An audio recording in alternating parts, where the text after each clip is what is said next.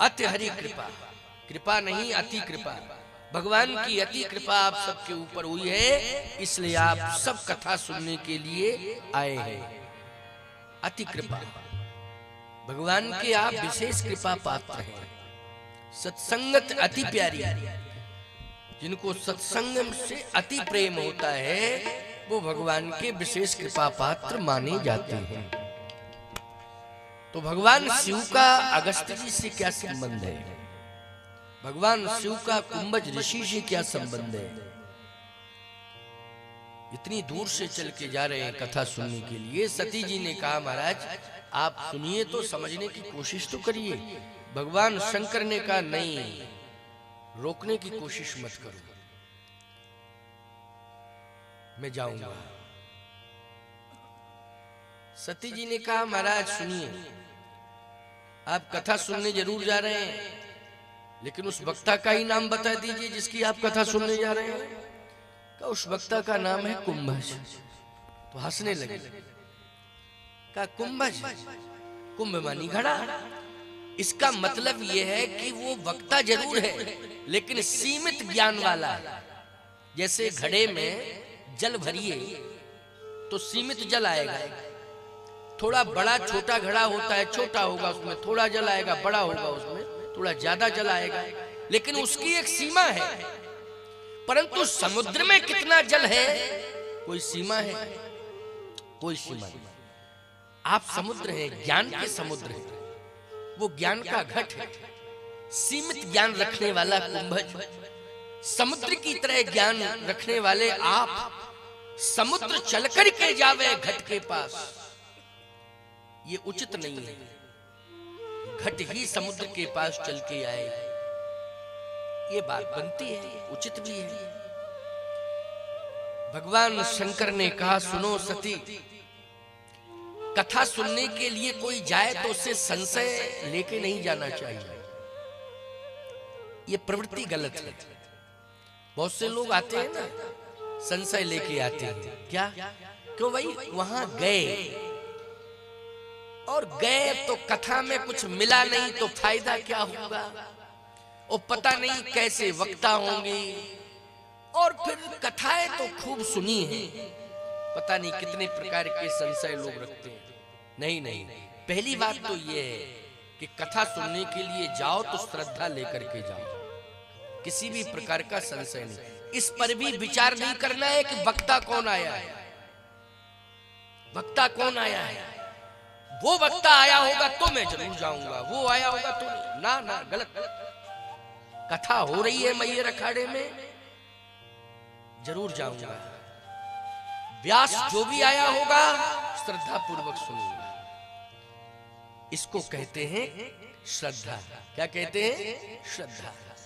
श्रद्धा पूर्वक कथा में जाइए, श्रद्धा लेकर साथ में जाइए, श्रद्धा पूर्वक बैठिए और श्रद्धान्वित होकर सुनिए। श्रद्धान्वित होकर के सुनना चाहिए। संशय तो किसी भी प्रकार का होना ही नहीं चाहिए। राम कथा सुंदर करतारी,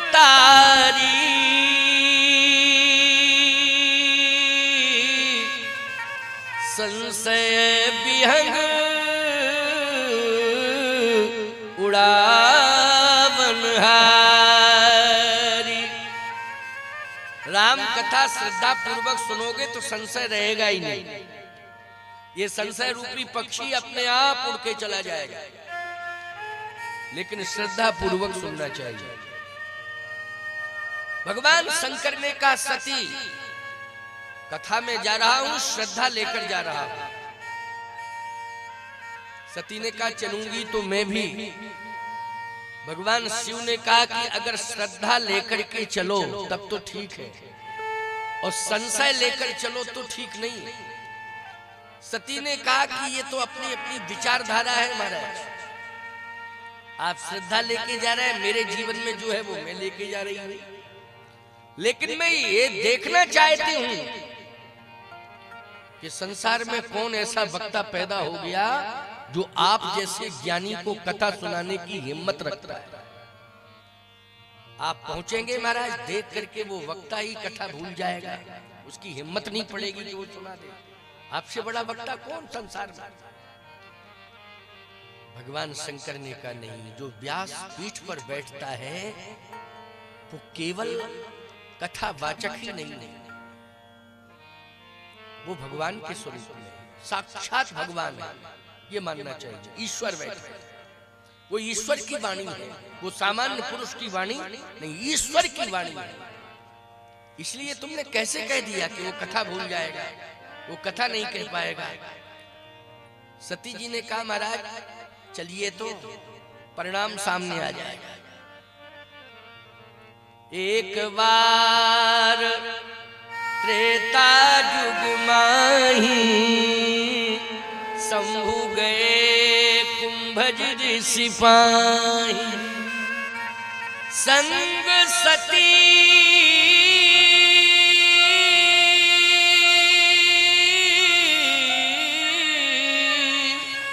जग जननी भवानी। संग सती जग जननी भवानी, साथ में सती की जा रही है। बोले जगत जननी, जगत की माता है, साथ में जा रही है शिव जी की प्यारे, लेकिन संशय लेके जा रही है। संशय जिसके जीवन में होगा, चाहे ईश्वर के प्रति संशय हो, चाहे गुरु के प्रति संशय हो, अथवा कथा के प्रति संशय हो, याद रखना उसका अस्तित्व निश्चित ही समाप्त हो जाएगा। संशय तो रखना ही नहीं चाहिए। बहुत से लोग हैं भगवान के प्रति संशय रखते हैं, ईश्वर है कि नहीं है, मेरी समझ में तो नहीं आता है, अगर होता तो दिखाई देता है, नहीं तो दिखाई नहीं। संशय गलत। तुम्हें दिखाई नहीं दे रहा है ईश्वर, इसका मतलब ईश्वर है नहीं क्या? तुमको दिखाई दे जाएगा तभी विश्वास करोगे कि ईश्वर है। अगर तुम्हें दिखाई नहीं दे रहा है तो तुम्हें विश्वास नहीं कि ईश्वर है ही नहीं। यह दावा नहीं किया जा सकता है। क्यों? तुम्हारी आंखों में कमी है,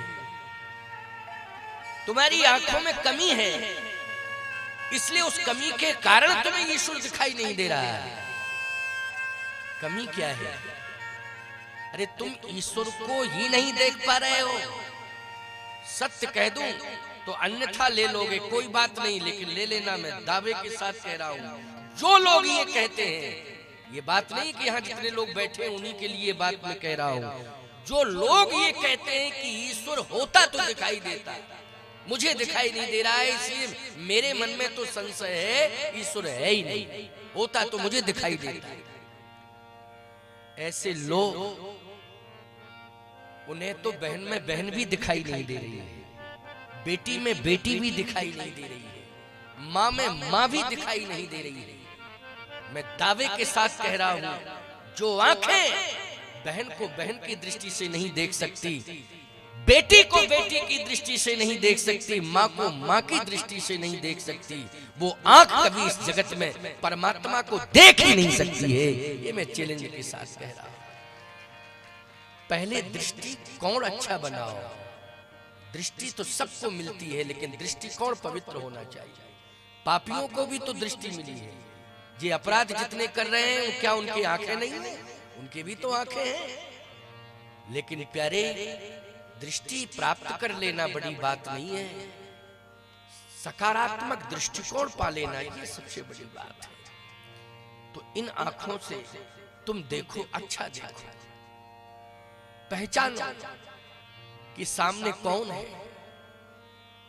अगर तुम्हारी पहचान में श्रद्धा आ जाए, तुम्हारी पहचान में अगर श्रद्धा आ जाएगी तो निश्चित रूप से उसी श्रद्धा में कहीं ना कहीं परमात्मा दिखाई दे जाएगा।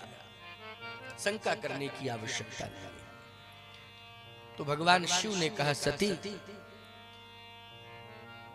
भ्रम मत करो, ये संशय लेके मत जाओ, जाना है तो श्रद्धा लेके जाओ। सती जी ने कहा देखती हूँ महाराज, ये तो मेरे मन की बात है, आप जा रहे हैं चलिए, मैं पहुंचती हूँ, देख रही हूँ, आपके साथ ही चलूं। भगवान शिव पहुंचे। त्रेता की घटना। भगवान शिव ने वो दिव्याश्रम देखा कुंभज का। दिव्याश्रम का अर्थ ये नहीं होता है कि बहुत लंबा चौड़ा बनाओ, बहुत ज्यादा ईंट पत्थर उसमें लगा हो तो बड़ा आश्रम नहीं। जिस आश्रम में सत्संग होता हो, जिस आश्रम में संत रहते हो, जिस आश्रम में वटुक ब्राह्मण पढ़ते हो, याद रखना जिस आश्रम में सदा आध्यात्मिक आयोजन होते रहते हो वही सिद्ध और श्रेष्ठ आश्रम माना जाता है। ऐसी ही पवित्रता देखी है कुंभज के आश्रम में। भगवान शिव ने प्रसन्न हो गए कि कितना सुंदर आश्रम है।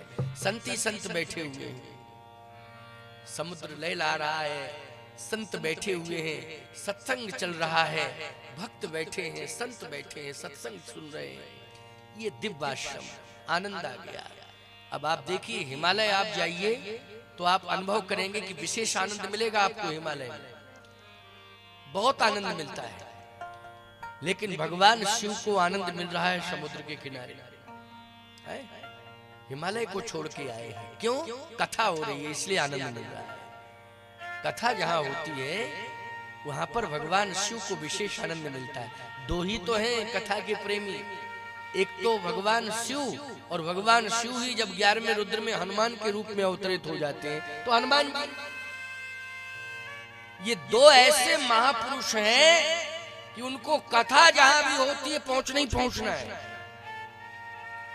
इसका मतलब है कि शिव जी को और हनुमान जी को वही प्रिय है जो कथा सुनते हैं। तुम सब जो है शिव जी के और हनुमान जी के परम प्रिय हो। और समीप में जैसे पहुंचे तो कुंभज ने देखा भगवान शिव आ रहे हैं। हा हा। गोस्वामी जी कहते संग सती, साथ में सती जी भी हैं। जग जननी भवानी पूज ऋषि अखिलेश्वर जानी। आज विश्वनाथ जी आए हुए हैं, सामान्य नहीं आया कोई। विश्वनाथ ममनाथ पुरारी त्रिभुवन महिमा विदित तुम्हारी, विश्वनाथ आया है। कुंभज आनंदित हो गए और कुंभज जो है इतने प्रसन्न हो गए कि वो प्रसन्नता में आप जानते हो क्या कहने लगे। ये नहीं कह रहे हैं, जब व्यक्ति अत्यधिक प्रसन्न होता है, कोई वक्ता और किसी बहुत बड़े वक्ता को श्रोता के रूप में देखता है तो वो ये कहता है कि देखो दुनिया वालों, हमसे बड़ा वक्ता है कोई संसार में, जो सबसे बड़ा वक्ता है वो श्रोता बन के हमारी कथा सुन रहा है। अब मुझसे बड़ा वक्ता कौन होगा? ये अभिमान की भाषा, ये अभिमान की भाषा। लेकिन याद रखना कुंभज ऋषि ने क्या कहा। जैसे ही कुंभज ऋषि ने भगवान शिव का दर्शन किया तो कहने लगे आज मेरा जीवन धन्य हो गया कि आज मुझे भगवान का दर्शन हो गया। और अपने गुरुदेव के श्री चरणारविंदों में अपनी वाणी का समर्पण करते हुए बार बार यही कह रहे हैं कुंभज कि धन्य है मेरे गुरुदेव भगवान, अगर उन्होंने मुझे ये कथा का ज्ञान न दिया होता तो मुझे भगवान का दर्शन नहीं होता। इसलिए गुरुदेव की कृपा से आज मुझे भगवान मिल गए, माध्यम बन गई कथा। माध्यम कौन बन गई? कथा। लेकिन किसकी कृपा से भगवान का दर्शन हुआ? गुरुदेव भगवान की कृपा से। क्योंकि गुरुदेव ने अगर कथा का ज्ञान न दिया होता तो आज भगवान का दर्शन नहीं होता। बिना गुरु के किसी को भगवान मिलते नहीं मिलते। आज गुरु की कृपा से कुंभज भी कह रहे हैं कि मुझे भगवान मिले। आज गुरुदेव ने मुझे धन्य कर दिया। मैं कहता हूं कि कोई गुरु किसी शिष्य को संपत्ति दे तो शिष्य को अपने आप को धन्य नहीं मानना चाहिए कि हमारे गुरु ने ये मठ दे दिया, वो जायदाद दे दी, वो जमीन दे दी, वो मठ दे दिया, वो मंदिर दे दिया, वो संपत्ति दे दी ना। गुरुदेव के द्वारा अगर संपत्ति रही है तो उसको लेके ये नहीं सोचना चाहिए कि इतनी संपत्ति हमें दे दी गुरुदेव ने। गुरुदेव के द्वारा अगर ज्ञान मिल रहा हो तो ये समझ लेना चाहिए कि गुरुदेव की परम कृपा हो रही है, क्योंकि ज्ञान दे रहे हैं। ये संपत्ति क्या है? ये संपत्ति तो भगवान की है, हम लोग तो व्यवस्थापक हैं। बोलो भाई क्या है? व्यवस्थापक है। ये मठ मंदिरों की संपत्ति पर हम लोगों का कोई अधिकार नहीं है, ये तो भगवान की संपत्ति है। ठाकुर जी की सेवा हम लोग कर रहे हैं, हम लोग सेवक हैं, हम लोग व्यवस्था बना रहे हैं कि इस संपत्ति पर तो भगवान का ही अधिकार है। अच्छा, गुरुदेव भी ये कहते हैं मठ मंदिर देते हैं, ये तुम्हारा मठ मंदिर नहीं भगवान का है, तुम तो सेवा करना। ये सेवा करना, सेवा के लिए दे रहा हूं। किसके लिए दे रहा हूं? सेवा के लिए। लेकिन असली पूंजी क्या है? याद रखना, असली पूंजी है गुरुदेव के द्वारा दिया हुआ मंत्र, गुरुदेव के द्वारा दिया हुआ ज्ञान, गुरुदेव के द्वारा दिए हुए मंत्र ज्ञान के प्रभाव से ही जीवन में शिष्य को भगवान मिल सकते हैं। यही एक उपाय है और दूसरा कोई उपाय। इसलिए भगवान शंकर कहते हैं कि हे सती, मेरा ईश्वर जहां जा रहा है, मैं प्रयाग नहीं कथा सुनने जा रहा हूं, फिर मैं हरिद्वार नहीं, प्रयाग नहीं, नैमिष नहीं, चित्रकूट नहीं, फिर कहां? कहा जहां मेरा भगवान जा रहा है मैं उस जगह का निरीक्षण करने भी जा रहा हूं। अच्छा बोलो, भगवान अपनी यात्रा अयोध्या से किए और समुद्र के तट तक गए, क्यों गए कि नहीं गए? भगवान की यही यात्रा। और इसी क्रम में ही भगवान शंकर को प्रभु राम मिले। बोलो मिले कि नहीं? कल्प भेद हो सकता है, बस थोड़ा सा कल्प भेद तो है, लेकिन सत्य तो यह है कि भगवान शिव पहले पहुंच गए समुद्र के तट पर, राम जी बाद में पहुंचे। बोलो पहुंचे कि नहीं पहुंचे? सही बताओ। पहले, क्योंकि लौट रहे हैं कुंभज ऋषि के आश्रम में तब राम जी मिले, लेकिन जब जा रहे थे तब राम जी नहीं मिले। जबकि जा रहे थे तो राम जी भी तो जा रहे थे, लेकिन मिले नहीं। मिले कब भगवान शंकर को प्रभु राम? जब कथा सुन के लौट रहे थे। और कथा सुन के लौट कहां से रहे थे? कुंभज के आश्रम से। तो कुंभज का आश्रम कहां है? कुंभज का आश्रम तो समुद्र के किनारे है। कल्पना करिए आप। इससे सिद्ध हो रहा है कि भगवान शिव जहां जहां प्रभु राम को जाना है, भगवान शिव उस भूमि का निरीक्षण करना चाहते हैं। आपके स्वामी अगर कहीं जा रहे हैं तो भक्तों का, शिष्यों का धर्म क्या होगा? बोलो भाई, कि उस जगह को देखें। भगवान शिव यही तो करते हैं। जितनी लीलाएं भगवान ने की हैं, उन समग्र लीलाओं का प्रतिनिधित्व ही भगवान शिव ने किया है। संपूर्ण लीलाओं में परम सहयोगी शिव जी रहे, जैसे जन्म लीला, विवाह लीला, वन लीला, रण लीला और राज्य लीला। ये इतने प्रकार की लीलाएं हुई हैं। इन समग्र लीलाओं में भगवान शिव की अहम भूमिका रही।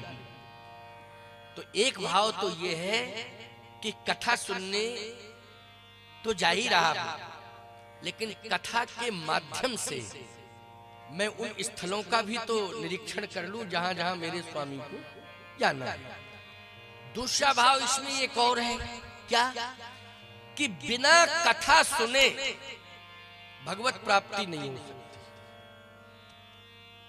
ये भी एक अर्थ है। कथा के माध्यम से ही भगवत प्राप्ति होगी। इसलिए भजन भी करो तो भजन तो शिव जी कर ही रहे हैं, लेकिन कथा भी सुन रहे हैं। तो भजन करोगे और कथा सुनोगे, निश्चित रूप से भजन के और कथा के प्रभाव से भगवान अवश्य मिलेंगे। भगवान शिव ने इस यात्रा के क्रम में ये इस यात्रा के